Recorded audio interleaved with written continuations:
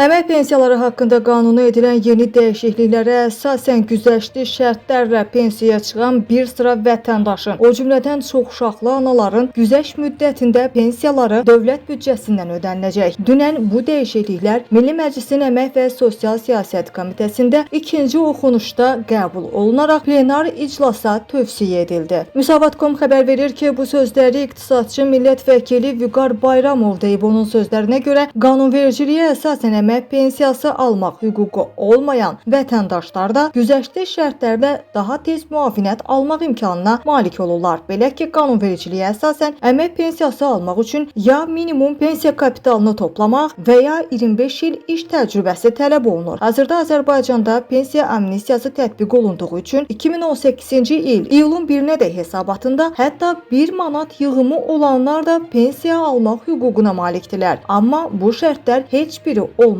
halda yaşa görə müavinət ödənilir. Sosial müavinətlər haqqında qanuna əsasən 5 və daha çox uşağı olan qadınların uşaqların 8 yaşına dək sağ olması şərti ilə yaş həddi 5 il azaldılmaqla yaşa görə müavinət təyin olunur. Yəni həmin analar 59 yaşında sözü gedən müavinəti almağa başlayırlar. Eyni zamanda əlilliyi müəyyən edilmiş uşağı olan qadınların uşaqların 8 yaşına dək sağ olması şərti ilə müavinəti almaq yaş həddi 5 il azaldılır. Göründüyü kimi əmək pensiyaları hüququ kimi güzəştli şərtlərlə yaşa görə müavinət də 5 il daha tez təyin olunur. Yəni əgər bu kateqoriya üzrə qadın bu hüquqdan istifadə edirsə, o zaman 59 kişiyə şamil olunarsa, o halda 60 yaşında müavinət ala bilər. Hazırda bu müavinət hər hansı dövlət qurumuna müraciət edilmədən, heç bir sənəd təqdim edilmədən reaktiv qaydada təyin edilir. Eyni zamanda sosial müavinətlər onu almaq hüququ olduğu təqdirdə ən çoxu müraciət edildiyi tarixdən əvvəlki 3